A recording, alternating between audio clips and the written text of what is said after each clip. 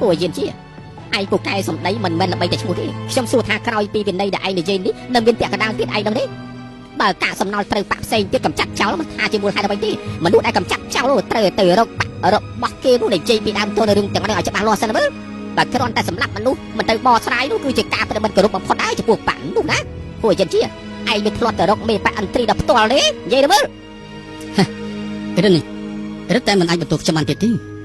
ខ្ញុំមកលើការពី10ឆ្នាំមុនអតីតមេបាក់ចំនួនរបស់ពលលោកក៏ជាលោកគ្រូពូរបស់លោកដែរពេលដែលស្លាប់ហើយបាក់អន្ត្រីក៏បានចលាចលហើយមកដល់ពេលនេះក៏នៅមិនទាន់រើសបានមេបាក់ថ្មីដែរបើតំណាងជាមេបាក់របស់បាក់ណាមួយហើយទំនេរអញ្ចឹងគឺបកស្រាយប្រាប់កូនសិស្សធំរបស់បាក់នោះឲ្យច្បាស់ទៅឯងមានរកហើយឬនៅធ្វើបើតែយឺតពេលបន្តិចតែក្រែងថ្ងៃនេះខ្ញុំមកដល់ហើយមែនទេឯងមានន័យថាម៉េចកូនសិស្សទាំង9របស់បាក់អន្ត្រីពិភពគុណដឹងឮសិស្សច្បងធំក្នុងចំណាំសិស្សទាំង9នោះគឺលោកសុងអ៊ូជីរៀមច្បងស៊ុនអូនិយាយបែបនេះថ្ងៃនេះឯងមករកខ្ញុំគេចង់បកស្រាយរឿងដែលឯងសម្រាប់សិស្សប្អូនខ្ញុំហ៎មិនត្រឹមតែប៉ុណ្្នឹងទេសូមរៀមច្បងបកស្រាយប្រាប់ដល់អ្នកក្លាហានរបស់បាក់អន្ត្រីផង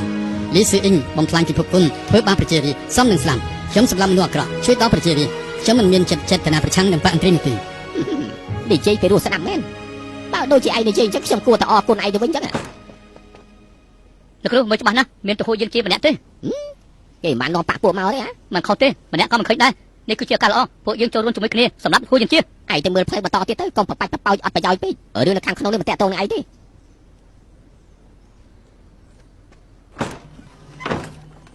រៀមច្បងស៊ុនខ្ញុំមកជួបលោកដោយស្មោះ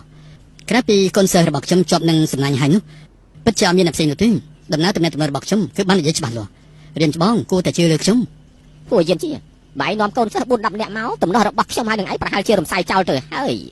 ក៏ប៉ុន្តែឯងវាហួសហេតុពេកឯងគេមើលស្រាលខ្ញុំបែរជាមកតែ2គ្រឿងអញ្ចឹង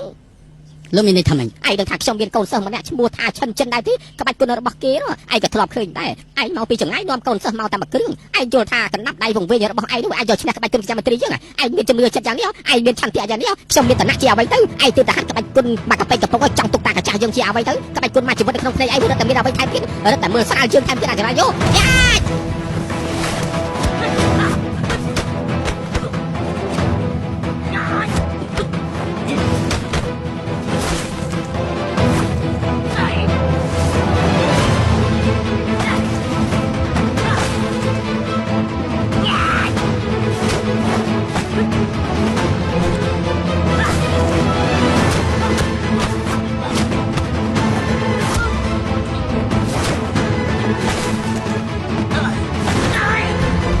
លោកគ្រូប្រយ័ត្នផង